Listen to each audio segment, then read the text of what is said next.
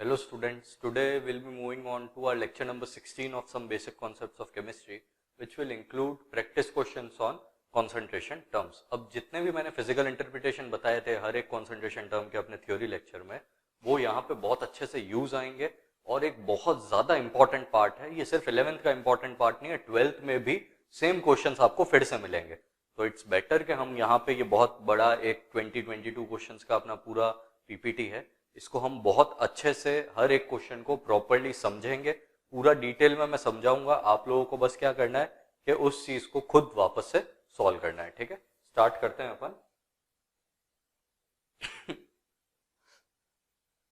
First question, a sample of sulphuric acid is 98% H2SO4 by weight with density 1.1 gram पर ml.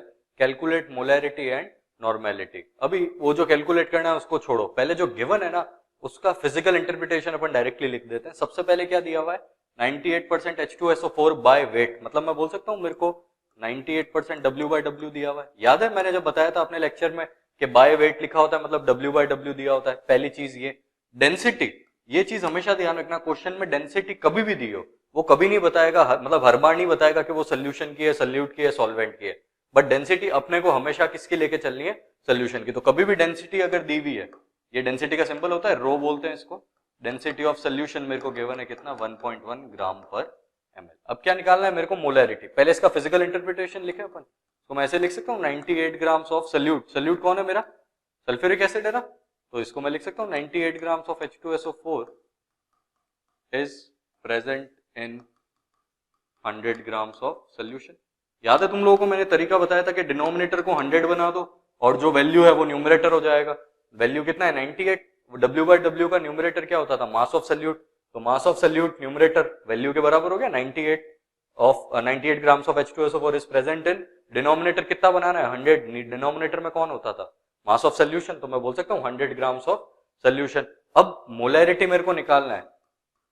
ठीक है, molarity अगर निकल जाएगा तो नॉर्मेलिटी का तो डायरेक्ट फॉर्मूला है ना मेरे पास, मोलैरिटी इंटू वैलेंसी फैक्टर. याद है ना फॉर्मूला वैलेंसी फैक्टर का. और वैलेंसी फैक्टर H2SO4 के लिए कितना होता है, 2 होता है. Valency factor for H2SO4 is 2. याद है इसका स्ट्रक्चर बना के बताया था मैंने, 2 OH आए थे तो वो दोनों अपना हाइड्रोजन दे सकते हैं, तो उसका वैलेंसी फैक्टर कितना हो जाएगा 2. तो बेसिकली मोलैरिटी निकल जाए फिर तो कोई प्रॉब्लम नहीं है. अब मोलैरिटी निकालने के लिए मेरे को फॉर्मूला लगाना पड़ेगा. फॉर्मूला क्या था मोलैरिटी का, moles of solute upon denominator में क्या आता है, वॉल्यूम ऑफ सोल्यूशन. अच्छे से याद रखना, वॉल्यूम ऑफ सोल्यूशन का यूनिट यहाँ पे क्या था, इन लीटर्स.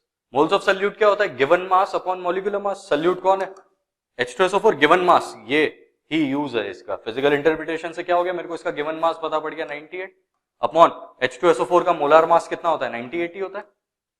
ठीक है, ये हो गया वॉल्यूम ऑफ सोल्यूशन. क्या मैं बोल सकता हूँ वॉल्यूम के बारे में कोई इंफॉर्मेशन नहीं है, लेकिन मेरे पास ये 2 इंफॉर्मेशन दी हुई है. मेरे पास डेंसिटी भी है, मास भी है, तो कहना ऐसे कि मेरे पास एक फॉर्मूला होता है density is equal to mass upon volume. Volume यहां से क्या आ जाएगा, mass upon density.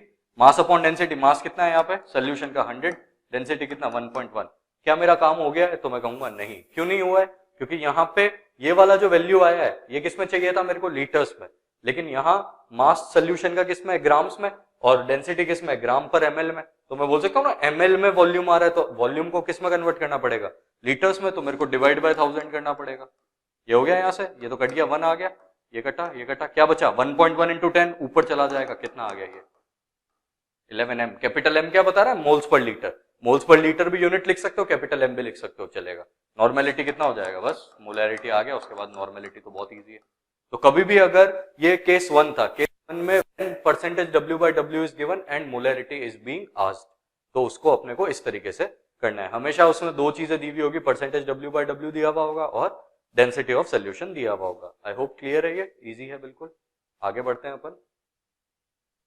Mole fraction of I2 in C6H6. C6H6 क्या होता है, benzene, is 0.2. Calculate the molarity of I2 in C6H6. पहले मैं मोलैरिटी का अगर फॉर्मूला बनाऊं, मैं बोल सकता हूं मोल्स ऑफ I2 आ जाएगा. मोलैरिटी में क्या आता है, मोल्स ऑफ सोल्यूट आता है, ऊपर सोल्यूट कौन है, I2 है. बोला है ना मोल fraction of I2 in C6H6, तो I2 को डिसॉल्व किया है C6H6 में, मतलब ये मेरा सोल्यूट हो गया और ये मेरा सॉल्वेंट. अपॉन नीचे क्या आ जाएगा, मास ऑफ सॉल्वेंट, मतलब C6H6, लेकिन ये वाला वैल्यू किसमें होता है, kg में. एक ही फॉर्मूला था जिसमें सॉल्वेंट आता है. अब लेकिन मेरे को क्वेश्चन में क्या गिवन है, मोल फ्रैक्शन, तो कहना है इसे कि मोल फ्रैक्शन ऑफ I2 इज 0.2, इसको हम ऐसे लिख सकते हैं कि 0.2 moles of I2 are present in 1 mole of solution. बताओ कैसे आया ये, मेरा जो फॉर्मूला होता था xi2 को मैं ऐसे लिख सकता हूँ ना, ni2 अपॉन n टोटल मतलब ni2 प्लस nc6h6 बोल सकता हूँ ना। तो ये वाला डिनोमिनेटर में क्या बना दूं, 1 बना दूं, तो जो न्यूमरेटर है वो वैल्यू के बराबर आ जाएगा। तो वैल्यू कितना है 0.2, तो ऊपर न्यूमरेटर कौन है, मोल्स ऑफ I2, तो 0.2 moles of I2 are present in, नीचे इसको 1 बना दिया, तो कहना है इसे ये वाला वैल्यू 1 है। तो यहां से मेरे पास एक और चीज आ गई ना कि मोल्स ऑफ C6H6 कितना आ गए, n क्या बताता है, नंबर ऑफ मोल्स बताता है, 1 माइनस 0.2। कैसे 1 माइनस 0.2, क्योंकि मैंने इस पूरे को क्या बना दिया, 1 बना दिया, तो इस पूरे की वैल्यू कितनी है, 1 है, तो ये ni2 उधर जाके माइनस में चला जाएगा, वैल्यू कितना आ गया 0.8। अब मैं फॉर्मूला लगाता हूं, m is equal to moles of I2 के मोल्स कितने आ गए 0.2 अपॉन मास ऑफ सॉल्वेंट मतलब मास ऑफ C6H6। क्या मैं बोल सकता हूं मेरे पास मास तो नहीं है लेकिन मेरे पास मोल्स तो है ना C6H6 के, 0.8 ये हो गया, इनटू अगर मैं इसको मॉलिक्यूलर मास से मल्टीप्लाई कर दूं तो मास आ जाता है, मॉलिक्यूलर मास C6H6 का कितना होता है 78।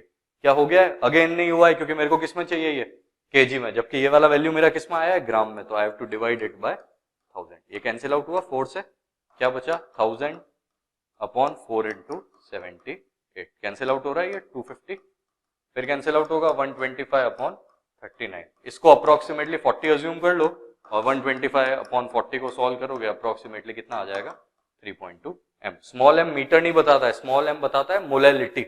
मोलैलिटी को हम क्या बोल सकते हैं, वहां मोल पर केजी भी लिख सकते हैं या स्मॉल m सिंबल लिख सकते हैं, ठीक है। तो अगर मोल फ्रैक्शन दिया हो, मोलैलिटी पूछा हो तो इस तरीके से करना है, ये फिक्स प्रोसीजर है बेसिकली, इसी को हमको हमेशा फॉलो करना है। इसमें अलग अलग केसेस आएंगे, when one of the concentration terms is given and other is being asked, तो हमको इस तरीके से सॉल्व करना है, ठीक है। आगे बढ़ते हैं अपन, next 1.8 gram of glucose are dissolved in 60 grams of water, calculate molality mole fraction of glucose and water. ये तो स्ट्रेट फॉरवर्ड क्वेश्चन है। मोलैलिटी, ग्लूकोज क्या होता है C6H12O6, इसका मॉलिक्यूलर मास कितना होता है, बहुत फेमस होता है, इसीलिए क्या याद रखना चाहिए 180 ग्राम्स, बाकी निकाल सकते हो आप सॉल्व करके, फॉर्मूला तो याद रखना चाहिए। देखो क्वेश्चन में फॉर्मूला नहीं गिवन है। मोलैलिटी मैं बोल सकता हूँ, मोलैलिटी के केस में क्या हो जाएगा, ऊपर आ जाएगा मोल्स ऑफ ग्लूकोज और नीचे आ जाएगा मास ऑफ सॉल्वेंट। सॉल्वेंट कौन है मेरा, वाटर है, लेकिन किस में आना चाहिए केजी में, ठीक है। मोल्स ऑफ ग्लूकोज कितने हो गए, given mass of glucose 1.8 upon molecular mass 180, mass of solvent कितना है दिया हुआ ना 60 सीधा वाटर का बाय 1000। देखो क्या क्या कैंसिल आउट हो रहा है, ये भी कटा, ये दोनों जीरो से दोनों जीरो कट गए, है ये मतलब बेसिकली क्या आ गया, सिर्फ 1/6 बचा, तो लिख सकता हूँ 0.167 स्मॉल m, ठीक है। बिल्कुल इजी क्वेश्चन था ये, तो स्ट्रेट फॉरवर्ड है, इसमें कुछ नहीं है। सेकंड मैं बोल सकता हूँ x ऑफ ग्लूकोज क्या होगा, मोल फ्रैक्शन ऑफ ग्लूकोज क्या होगा, moles of glucose upon moles of glucose plus moles of water. Moles of glucose कितने हो गए 1.8 अपॉन 180 अपॉन यहाँ पे भी क्या हो जाएगा 1.8 अपॉन 180 प्लस मास गिवन कितना है 60 अपॉन 80। क्या मैं बोल सकता हूँ ये वाला वैल्यू कितना आ रहा है 0.01 आ रहा है, 1.8 अपॉन 180 कितना आ रहा है 0.01 और 60/18 कितना आएगा 3 से बड़ा आएगा, तो 3 के सामने 0.01 को अपन हमेशा क्या कर सकते हैं नेग्लेक्ट कर सकते हैं। तो मतलब बेसिकली तुमको किसको सॉल्व करना है 1.8 अपॉन 180 अपॉन 60 अपॉन 80, ये तो कैंसिल आउट हो गया 10 से, और ये क्या बन जाएगा एक और कितना आ गया ये 3 अपॉन 1000 आ जाएगा, बेसिकली कितना आ गया ये 0.003। ये तो x ऑफ ग्लूकोज हो गया। क्या मैं बोल सकता हूँ मेरे पास एक रिलेशन होता है x of solute plus x of solvent is equal to 1, तो x ऑफ सॉल्वेंट कितना आ जाएगा 1 माइनस 0.003, कितना आ गया ये वैल्यू 0.99। ये वाली चीज याद रखना है, इसको हमेशा अपन क्या कर सकते हैं, जब भी वैल्यू 3 के सामने 0.01 हो या 0.02 हो 0.03 हो, वैल्यू बहुत छोटा है, उसको हम हमेशा क्या कर सकते हैं नेग्लेक्ट कर सकते हैं, क्योंकि अपनी कैलकुलेशंस में कोई खास फर्क नहीं पड़ेगा, ठीक है। ये तो कंपैरेटिवली इजी क्वेश्चन था। Next 25 ml of a solution of barium hydroxide on titration with 0.1 m solution of HCl gave a tighter value, tighter value मतलब वॉल्यूम की बात हो रही है, of 35 ml, calculate the molarity of barium hydroxide solution. मेरे को क्या पूछा है, इसका बेरियम हाइड्रोक्साइड का रिलेशन रिएक्शन दिया है किसके साथ, HCl के साथ, और फाइनल टोटल वॉल्यूम कितना मिला है मेरे को 35 ml। Molarity of barium hydroxide solution, इसका मोलैरिटी क्या है, नहीं है ना मेरे पास अवेलेबल, तो कहना ऐसे कि हम इसमें सीधा M1V1 is equal to M2V2 लगा सकते हैं। M1V1 लगाए, N1V1 लगाए, ये नहीं लगा सकते। क्यों नहीं लगा सकते, क्योंकि देखो एक क्या है, बेस है, और एक क्या है, एसिड। जब भी एक बेस या एक एसिड होता है तो अपने को हमेशा नॉर्मेलिटी लगाना चाहिए, N1V1 is equal to N2V2, ठीक है। रिएक्शन होने के बाद ये जब 0.1 ऑफ M ऑफ HCl था, तब वॉल्यूम कितना आया 35, तो कहने से N1 कितना होगा, मोलैरिटी M1 into, मैं बोल सकता हूं valency factor for BaOH whole twice will be equal to 2। Base है ना, बेस में तो जितने OH वही मेरा आंसर सीधा। तो यहां नॉर्मेलिटी क्या होता है, molarity into valency factor 1 into V1 कितना है, V1 गिवन है 25 ml is equal to N2 M2 into valency factor 2 into V2 कितना है 35। तो कहना है इसे M1 कितना है, निकालना है M1 तो मेरे को, वैलेंसी फैक्टर कितना है, बेरियम हाइड्रोक्साइड की बात हो रही है, बेरियम हाइड्रोक्साइड का लिया है ना, इज इक्वल टू M2 कितना है 0.1 इंटू HCl का वैलेंसी फैक्टर तो 1 ही होता है, कितना आ गया 35। क्या आ जाएगा ये, M1 is equal to 0.1 into 35 upon 2 into 25, cancel out हो रहा है 5 7, कितना आ गया ये, इसको हटा दो, इंटू 10 ले लो, 10 को रहने दो नीचे, तो 7 अपॉन 100 आ गया ना, ये कितना आ गया 0.07, वैल्यू कितना आ जाएगा ये 0.07, और क्या है मोलैरिटी कैपिटल, ठीक है। आई होप क्लियर है, ये कोई प्रॉब्लम नहीं होना चाहिए इसके अंदर। बस इसमें ये मत लगाना, ये लगाओगे तो क्या होगा, आंसर गलत आएगा। इसको सॉल्व करोगे ना तो यहाँ पे ये 2 नहीं लोगे ना, तो अगर 2 नहीं लोगे तो आंसर क्या हो जाएगा, गलत आ जाएगा। जहां आंसर तुम्हारा 0.07 आया उसकी जगह डबल आ जाएगा, ठीक है। आगे बढ़ते हैं अपन, इजी क्वेश्चन था ये भी। बस ये ध्यान रखना, अगर बेस और एसिड दिया हो तो उसने बोला टाइटर वैल्यू मतलब पूरा कंप्लीटली न्यूट्रलाइज हो गया है, तो दोनों के इक्विवेलेंट्स अपन क्या कर देंगे, इक्वल कर देंगे, मतलब हम नॉर्मेलिटी इक्वेशन का केस नंबर 2 लगा देंगे। केस नंबर 2 में बेसिकली 2 या 2 से ज्यादा सोल्यूशंस मिक्स किए थे, बट अगर कभी भी ऐसा क्वेश्चन आ जाए जिसमें 2 ही सोल्यूशन है और बोला जाए कि कंप्लीटली रिएक्ट कर गए, कंप्लीटली रिएक्ट करते तो उनके इक्विवेलेंट्स हमेशा क्या होंगे, बराबर होंगे। इक्विवेलेंट्स कैसे निकालते हैं, नॉर्मेलिटी इनटू वॉल्यूम से, तो वहां से ये सब आ जाएगा, ठीक है। आगे बढ़ते हैं अपन। An aqueous solution of 6.3 grams of oxalic acid dihydrate, oxalic acid का फॉर्मूला वैसे गिवन होगा तुम लोगों को, थोड़े टाइम में तो अपने को पता पड़ जाएगा। डायहाइड्रेट का मतलब 2 वाटर मॉलिक्यूल्स है उसके ऊपर। Is made up to 250 ml, calculate the volume of 0.1 NaOH required to completely neutralize. फिर से वही हो गया 10 ml of this solution. So कहना है इसे कि मेरे को इसके अंदर क्या बोला हुआ है कि उसका जो वॉल्यूम था वो कितना था, 250 ml था, ठीक है। 250 ml से इसके पहले अपन इक्विवेलेंट्स निकालते सीधा, सबसे पहला काम तो अपन यही करते हैं, इक्विवेलेंट्स ऑफ ऑक्सैलिक एसिड। याद है एक फॉर्मूला मैंने लिखवाया था, formula number 2, moles of oxalic acid into valency factor. Moles कैसे निकालेंगे, गिवन मास कितना है 6.3 अपॉन मॉलिक्यूलर मास इसका चेक करोगे 90 प्लस 36 126 आएगा, ठीक है। इनटू इसका वैलेंसी फैक्टर कितना होगा, क्या मैं बोल सकता हूँ 2 COOH के मॉलिक्यूल्स हैं, तो जो 2 COOH के मॉलिक्यूल्स है वो अपना हाइड्रोजन देते हैं एसिड वाले, तो वैलेंसी फैक्टर इसके हिसाब से 2 आएगा। जब भी डॉट लगा के वाटर मॉलिक्यूल होता है तो वो कंप्लीटली पूरा का पूरा एक मॉलिक्यूल की तरह जुड़ा होता है, उसका कभी भी कोई भी वैलेंसी फैक्टर नहीं आता है, वो कभी भी अपना H+ नहीं देगा। तो बेसिकली वैलेंसी फैक्टर कितना है 2, कितना आ गया, ये कट रहा है ये देखो, ठीक है, 20 टाइम्स हो गया, 2/20 दैट इज 0.1। ये क्या निकाल दिया तुमने, इक्विवेलेंट्स निकाल दिया, डायरेक्टली इक्विवेलेंट्स निकाल दिया अभी। लेकिन इसका वॉल्यूम कितना था 250 ml था, तो मैं बोल सकता हूं कि नॉर्मेलिटी मेरे को क्योंकि क्या लगाना है N1V1 is equal to N2V2 लगाना है, तो इसका नॉर्मेलिटी मैं निकाल दूं 0.1 इक्विवेलेंट्स अपॉन वॉल्यूम। किसका होता है वॉल्यूम, लेकिन किसमें होता है, किसमें होना चाहिए वॉल्यूम, लीटर्स में, इसलिए 1000 से डिवाइड किया, क्या आ गया 1/4, वैल्यू कितना आ गया 0.4 N। अब आते हैं अपन अगली कैलकुलेशन पे। Now N1V1 is equal to N2V2। एक बहुत अच्छी चीज थी इसके अंदर कि पहले जो वॉल्यूम था वो कितना था 250 ml, तो मैंने 250 ml के हिसाब से नॉर्मेलिटी निकाल दिया। लेकिन मेरे को कंप्लीटली जो न्यूट्रलाइज कर रहा है वो सिर्फ 10 ml कर रहा है, तो यहाँ मेरा V1 का वैल्यू क्या होगा 10, N1 तो यही होगा, तो ये कितना आ गया 0.4 into 10 is equal to N2 कितना आ जाएगा, गिवन है 0.1 इंटू V2 निकाल दें, ये तो बेटा 4 टाइम्स V2 कितना आ गया 40।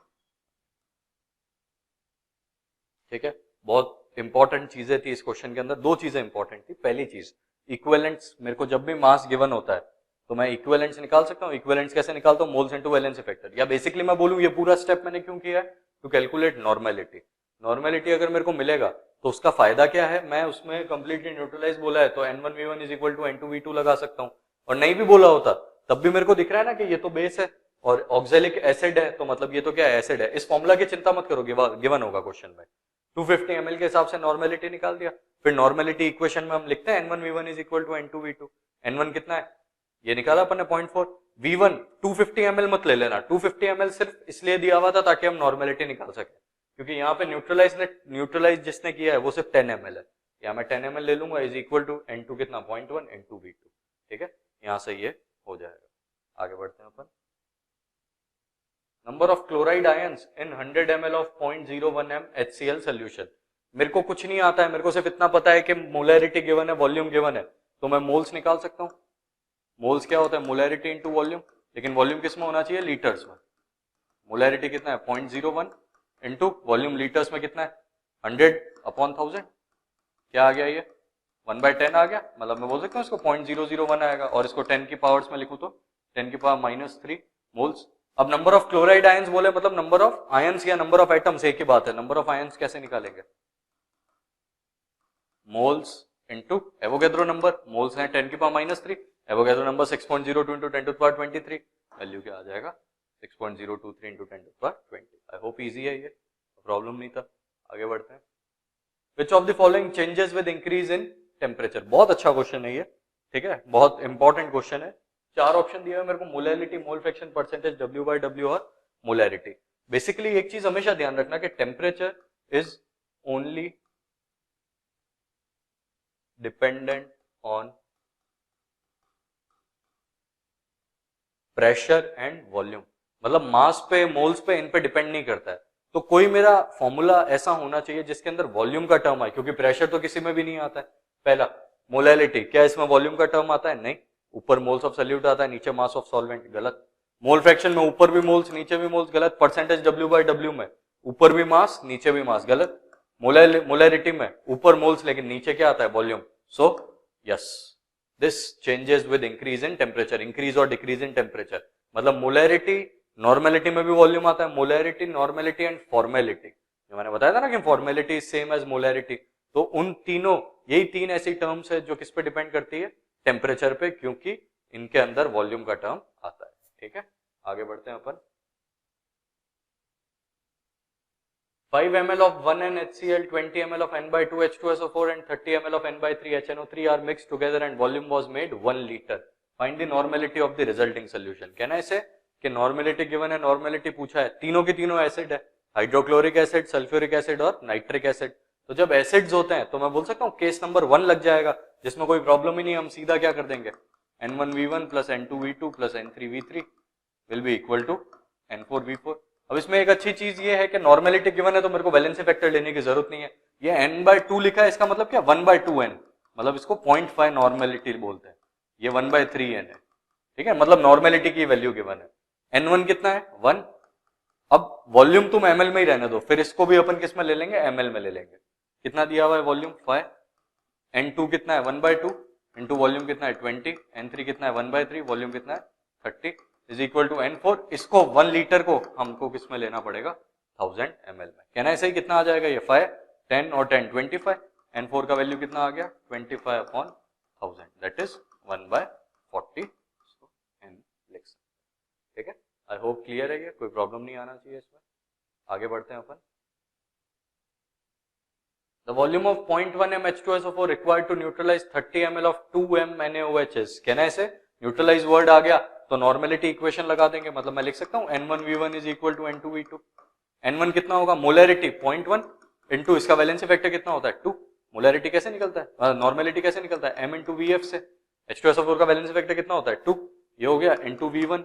N2 कितना, normality, molarity 2, valency factor NaOH का कितना होता है 1 इंटू V2 कितना दिया हुआ है 30। ml में दिया है तो तुम भी ml में निकाल दो आंसर, कितना आ गया ये घटा इससे, 2 से 2 कैंसिल आउट हुआ, 0.1 डिवाइड में जाएगा 30/0.1, दैट इज कितना आ जाएगा ये 300 ml। ये न्यूट्रलाइज वर्ड आ जाए तो एक ही तरीका है करने का, N1V1 is equal to N2V2, कोई प्रॉब्लम नहीं है उसमें। आगे बढ़ते हैं अपन। The nature of mixture obtained by mixing 50 ml of 0.1 m H2SO4 and 50 ml of 0.1 m NaOH is acidic, basic, neutral और amphoteric। ठीक है, एम्फोटेरिक कब होता है? जब एम्फोटेरिक का मतलब दोनों हो, एसिडिक भी हो बेसिक भी हो। न्यूट्रल कब होगा? जब एसिड और बेस का अमाउंट बराबर हो। एसिडिक कब होगा? जब एसिड का अमाउंट ज्यादा हो। बेस कब होगा? जब बेसिक का अमाउंट ज्यादा हो। अगेन एसिड और बेस है, हमेशा इनके केस में अपन क्या निकाल सकते हैं? We should calculate equivalents. Equivalents का मतलब क्या हो गया? Normality into volume. सो ठीक है, ये तो क्लियर है आई थिंक। इक्विवेलेंट्स का फॉर्मूला n इंटू वी होता है, क्योंकि n is equal to equivalents upon volume होता है। इक्विवेलेंट्स ऑफ एसिड क्या हो जाएगा?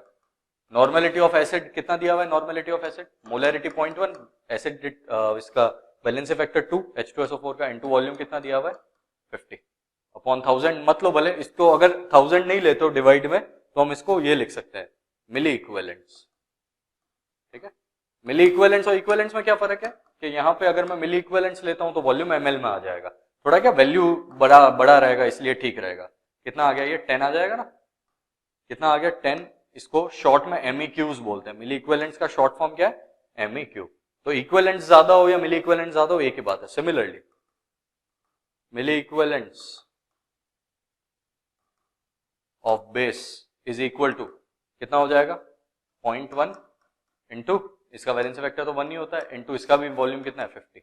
कितना आ गया ये? 5 MEQ। सो कहना है इसे as MEQs of acid are greater than MEQs of base, मतलब एसिड ज्यादा है, therefore the solution is acidic. Answer क्या हो जाएगा?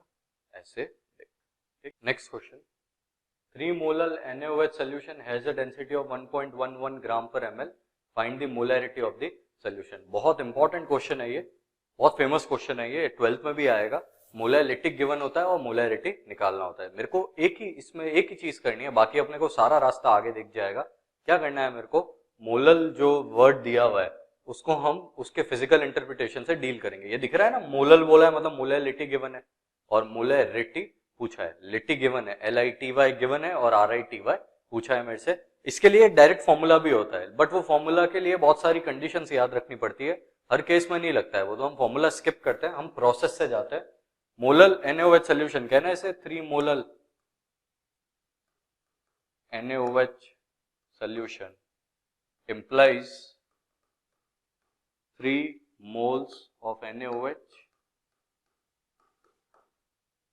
present in 1 kg of solvent, है ना। डिनोमिनेटर क्या बना दूं मैं? 1 बना दूं, और न्यूमरेटर किसके बराबर आ जाए? वैल्यू के बराबर। डिनोमिनेटर क्या होता है मोलैरिटी का?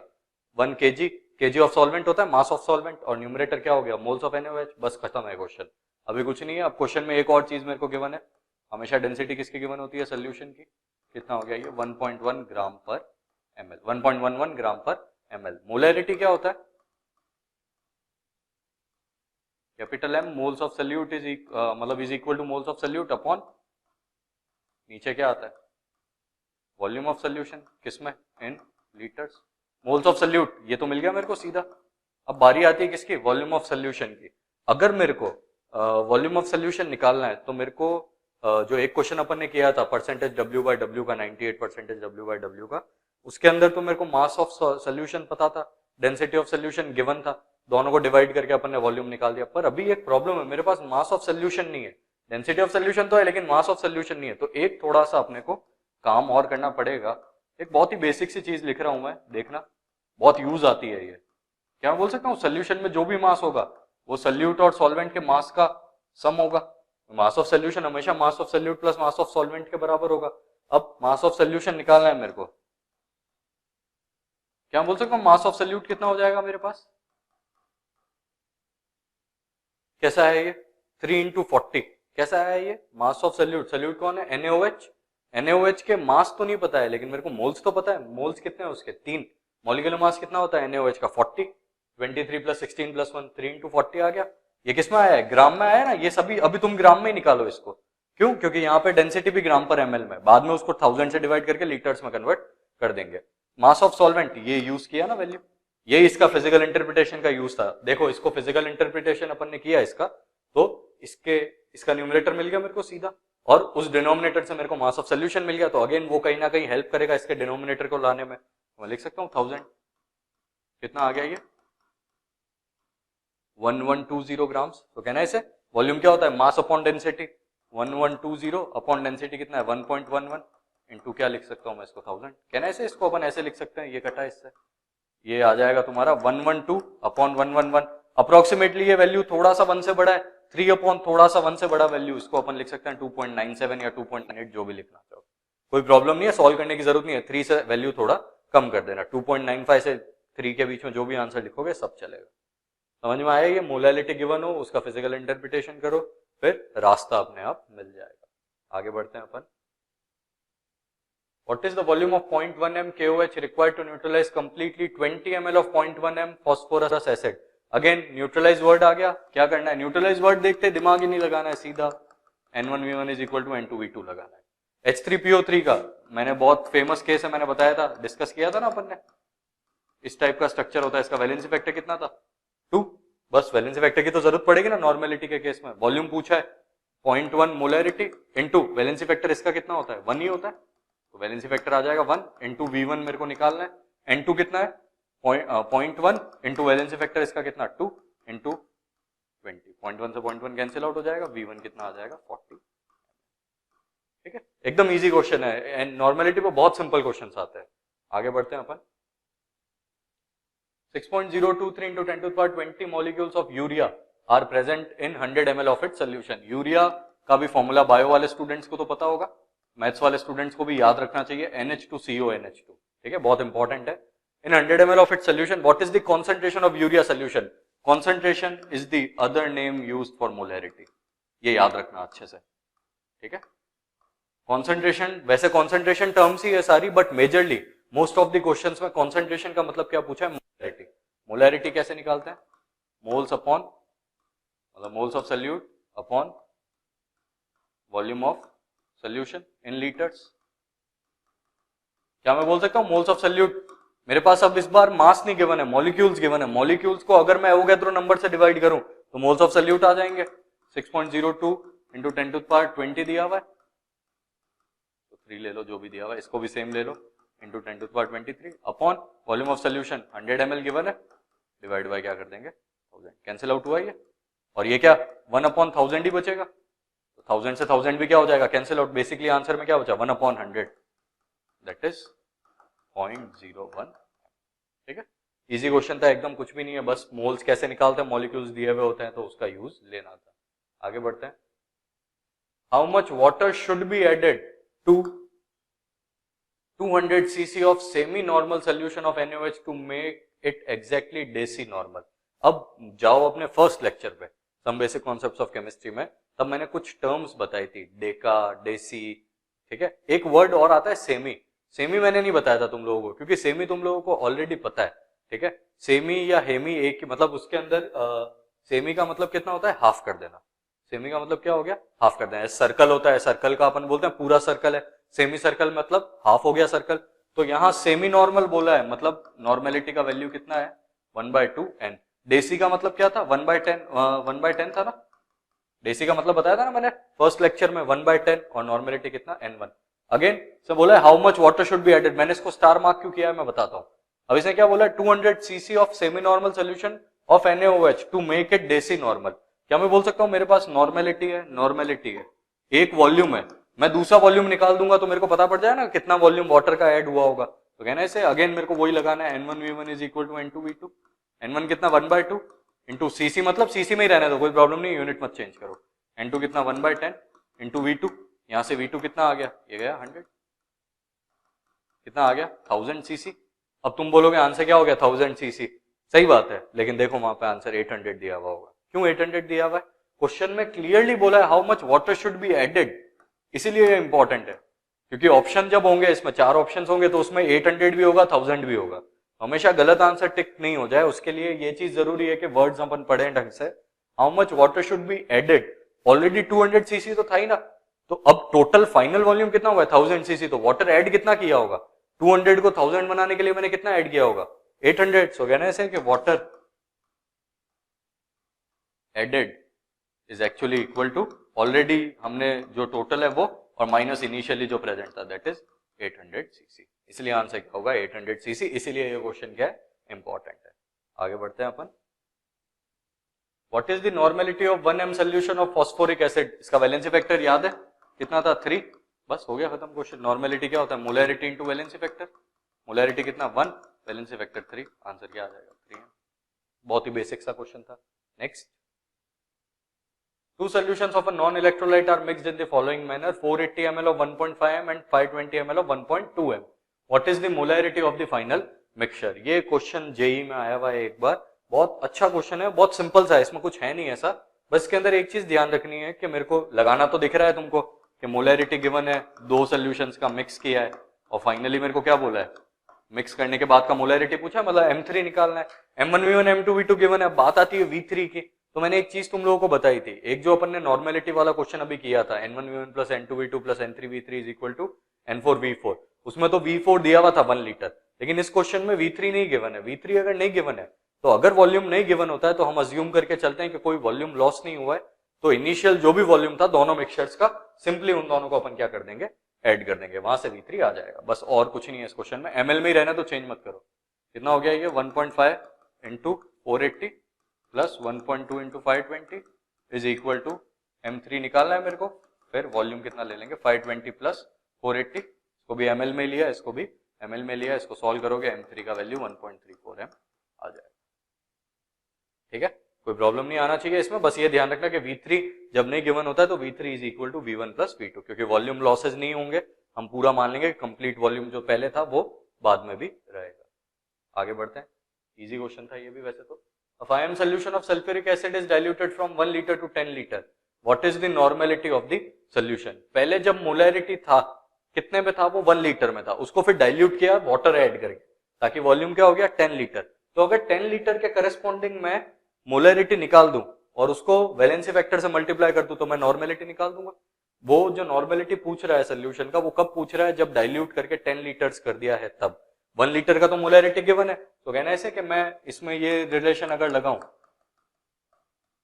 M1 कितना 5 इंटू V1 कितना 1, M2 निकालना है मेरे को, इंटू V2 कितना आ गया ये 1/2 m। ठीक है, लेकिन ये 10 लीटर्स का मोलैरिटी आ गया, लेकिन मेरे को तो नॉर्मेलिटी चाहिए। नॉर्मेलिटी क्या होगा M2 into valency factor, M2 कितना 1/2, वैलेंसी फैक्टर सल्फ्यूरिक एसिड है ना, सल्फ्यूरिक एसिड का कितना होता है, ये आ गया 1। ठीक है, इजी क्वेश्चन था ये भी। आगे बढ़ते हैं। How many grams of phosphoric acid, phosphoric acid का फॉर्मूला नहीं गिवन है, H3PO4 होता है, पता होना, मतलब पता होगा, क्वेश्चन में गिवन होगा। Would be needed to neutralize, again क्या आ गया neutralize 100 grams of magnesium hydroxide, again बस खत्म क्वेश्चन। क्या मैं बोल सकता हूं दोनों के इक्विवेलेंट्स अपन क्या कर देंगे, इक्वल कर देंगे, equivalents of H3PO4 will be equal to equivalents of magnesium hydroxide का तो फॉर्मूला आई थिंक प्रॉब्लम नहीं आना चाहिए, MgOH होल ट्वाइस। अब देखो अभी तक इक्विवेलेंट्स जब इक्वल करते थे तो अपन N इंटू V करते थे, पर यहां मेरे को नहीं है, और मेरे को क्वेश्चन के अंदर क्या बोला है, ग्राम्स पूछे और ग्राम्स ही दिए हैं, है ना, यहाँ 100 ग्राम्स दिया है, ग्राम्स पूछे हैं, तो इक्विवेलेंट्स निकालने का एक और तरीका होता है ना मेरे पास, moles into valency factor, moles of H3PO4 into moles of H3PO4 into valency factor of H3PO4 is equal to moles of MgOH whole twice into valency factor of MgOH whole twice हो जाएगा। ठीक है, moles कैसे निकालते हैं, given mass जो कि मेरे को पूछा है x अपॉन इसका मॉलिक्यूलर मास कितना हो जाएगा 3 प्लस फॉस्फोरस का 31 प्लस 64 इंटू H3PO4 का वैलेंसी फैक्टर कितना होता है 3, मोल्स MgOH होल ट्वाइस के 100 अपॉन इसका मास कितना हो जाएगा 24, 16 प्लस 1 हो गया ना, इसको मैं ऐसे लिख सकता हूँ ना 16 प्लस 1 इंटू 2, क्योंकि 2 है तो, into valency factor MgOH whole twice का बेस का तो सीधा जितने OH है वो निकालना है, x अपॉन कितना आ गया ये 64 प्लस 31 अपना हो गया 95 plus 3 98 is equal to into 3x upon 98 is equal to 2 into 100 upon नीचे कितना आ गया 17 2 34 प्लस 24 दैट इज 58। ठीक है, इसको सॉल्व कर लेना, काट कटा के आंसर 112 ग्राम्स आ जाएगा। सॉल्विंग में इतना प्रॉब्लम नहीं है, इसीलिए मैं तुम्हारे लिए छोड़ रहा हूँ, ये 2 से जाएगा और ये जाएगा, इसको 30 इसको 50 अज्यूम करके सॉल्व कर लेना, आंसर आ जाएगा। ठीक है, कोई प्रॉब्लम नहीं आना चाहिए। आगे बढ़ते हैं अपन।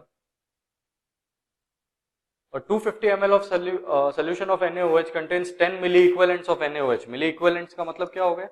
MEQs का मतलब 10 into 10 की पावर, मिली वर्ड का मतलब क्या होता है? 10 की पावर -3 होता है ना, इसको अपन ऐसे लिख सकते हैं, equivalents of NaOH। It's normality is, normality क्या होता है? Equivalents upon volume. इक्विवेलेंट्स कितना है? मिली मत ले लेना, वॉल्यूम या ले सकते हो, मिली भी ले सकते हो, वॉल्यूम ml में लेना, एक ही बात है, फर्क नहीं पड़ता। पर ठीक है, अभी हम नॉर्मल लेते हैं। 250 अपॉन इसको किस में कन्वर्ट कर देंगे? लीटर्स। ये ऊपर जाके कैंसिल कर देगा, मतलब क्या बचेगा? 1/25, that is 0.04 n। I hope इसमें भी प्रॉब्लम नहीं है, इजी क्वेश्चन था ये भी। Next, 15 cc of a solution of sulfuric acid neutralizes 30 cc of n/10 NaOH. What is the strength of the sulfuric acid solution? कोई प्रॉब्लम नहीं है, बस इसमें एक नई टर्म पूछी है, स्ट्रेंथ क्या होता है? ग्राम पर लीटर। खैर अपन तो जैसे करते थे वैसे अपन पहले करें। क्या मेरे को इसमें वही दिख रहा है, न्यूट्रलाइज है, तो N1V1 is equal to N2V2 लगा दूं मैं, मोलैरिटी निकाल देता हूं मैं यहाँ से। N1 कितना होगा? M1 इंटू वैलेंसी वेक्टर इसका 2, V1 कितना 15, N2 कितना है 30। मेरे को बेसिकली स्ट्रेंथ निकालने के लिए मोलैरिटी तो चाहिए ना, क्योंकि स्ट्रेंथ का एक फॉर्मूला मैंने बताया था, triple M into molecular mass. तो अगर मोलैरिटी मिल जाए तो काम हो जाएगा, वही मैं कर रहा हूँ, मोलैरिटी निकाल रहा हूँ। N2 कितना दिया हुआ है? 1/10। ठीक है, N2 ही दिया हुआ है, उसमें मोलैरिटी नहीं गिवन है। मोलैरिटी और नॉर्मेलिटी वैसे भी NaOH के लिए सेम होता है, बट इसमें तो N2 ही दिया हुआ है। 30 कितना आ गया? 15 2 30 30। M1 का वैल्यू कितना आ गया? 1/10 M। तो कहना ऐसे strength is equal to M into MM। M कितना? 1/10। मॉलिक्यूलर मास किसका? सल्फ्यूरिक एसिड का। सल्यूट का लेना होता है ये मॉलिक्यूलर मास, ये ध्यान रखना हमेशा। मॉलिक्यूलर मास ऑफ सल्यूट कितना हो गया? 98। वैल्यू क्या हो गया? 9.8। यूनिट क्या होता है इसका? 9 मतलब ग्राम पर लीटर। 98/10 9.8 ग्राम पर लीटर। इजी क्वेश्चन था ये भी, बस एक नई कॉन्सेंट्रेशन टर्म पूछी थी। Next, the normality of 10% W/B acetic acid. Acetic acid क्या होता है? CH3COOH। ठीक है, इसका वैलेंसी वेक्टर कितना होता है? 1। जब भी नॉर्मेलिटी के बारे में आता है ना, वैलेंसी वेक्टर निकाल ही दिया करो। बताया था ना मैंने, सिर्फ ये वाला हाइड्रोजन वो दे सकता है, ये तीनों नहीं दे सकता। तो अभी क्वेश्चन में नया टर्म दिया है 10% W/V। इसको फिजिकली अगर मैं इंटरप्रिटेट करूं तो मैं इसको ऐसे लिख सकता हूं ना, 10 gram solute in 100 ml of solution. बताया था ना तुम लोगों को फिजिकल इंटरप्रिटेशन इसका। न्यूमरेटर वैल्यू के बराबर हो जाएगा अगर डिनोमिनेटर 100 हो जाए। डिनोमिनेटर इसका क्या होता है? W/V है, तो मतलब वॉल्यूम ऑफ सोल्यूशन आता है। ये हो गया। सो कहना इसे कि अब मेरे को नॉर्मेलिटी निकालना है। नॉर्मेलिटी होता है मोल्स इक्विवेलेंट्स ऑफ सोल्यूट। ठीक है, नॉर्मेलिटी को moles molarity into valency factor कर दो, चलेगा, प्रॉब्लम नहीं है। मोलैरिटी क्या होगा? 10 अपॉन सोल्यूट कौन है मेरा? Acetic acid. इसका मॉलिक्यूलर मास होता है 60 अपॉन सोल्यूशन का वॉल्यूम कितना हो गया? 100 ऑन 1000 इनटू वैलेंसी फैक्टर तो 1 ही है, कैंसिल आउट हो रहा है, ये दोनों 0 गए और ये 0 से ये 0 गया, मतलब ये कितना आ रहा है? 10/6 दैट इज 5/3 मतलब 1.67। ठीक है, आई होप क्लियर है, कोई प्रॉब्लम नहीं है इसमें। Moving on to the last question. If 5.85 grams of NaCl are dissolved in 90 grams of water, what is the mole fraction of NaCl? ये भी एकदम स्ट्रेट फॉरवर्ड क्वेश्चन है। मोल फ्रैक्शन ऑफ NaCl क्या हो जाएगा? Moles of NaCl upon moles of NaCl plus moles of water, आ जाएगा moles of NaCl plus moles of water. Moles of NaCl 5.85, molecular mass इसका कितना होता है? 58.5 अपॉन नीचे भी यही आ जाएगा 5.85 अपॉन 58.5 प्लस वाटर के मोल्स कितने होंगे? 90/80। अगेन ये वाला वैल्यू देखो कितना आ रहा है? 0.1 आएगा 5.85 अपॉन 58.5। इसको नेग्लेक्ट कर सकते हैं अपन। क्या आ गया ये? 0.1/5 कितना आ गया? 1/50। वैल्यू कितना हो जाएगा? 0.02। ठीक है, कोई यूनिट नहीं होता, यूनिटलेस होता है मोल फ्रैक्शन। कोई 0.0196 वैल्यू दिया हुआ, नेग्लेक्ट नहीं करके तुम कर सकते हो, कोई प्रॉब्लम नहीं है। नेग्लेक्ट का साइन है ये, क्रॉस मार के 0 लगा देना। ठीक है, तो यहाँ पे जाके अपना जो प्रैक्टिस क्वेश्चंस थे इसके ऊपर कॉन्सेंट्रेशन टर्म्स पे वो खत्म होते हैं। इसके बेसिस पे अपना जो लास्ट पार्ट है मतलब IC4 और HA4 वो अपन करेंगे और नेक्स्ट DPP आप लोगों को मिलेगा। अभी यहाँ पे जाके अपना ये चैप्टर खत्म होता है सिर्फ बोर्ड्स लेवल पे। बोर्ड्स लेवल पे IC4 HA4 अगर आप कर लेंगे तो आपका बोर्ड्स लेवल का सारा काम खत्म।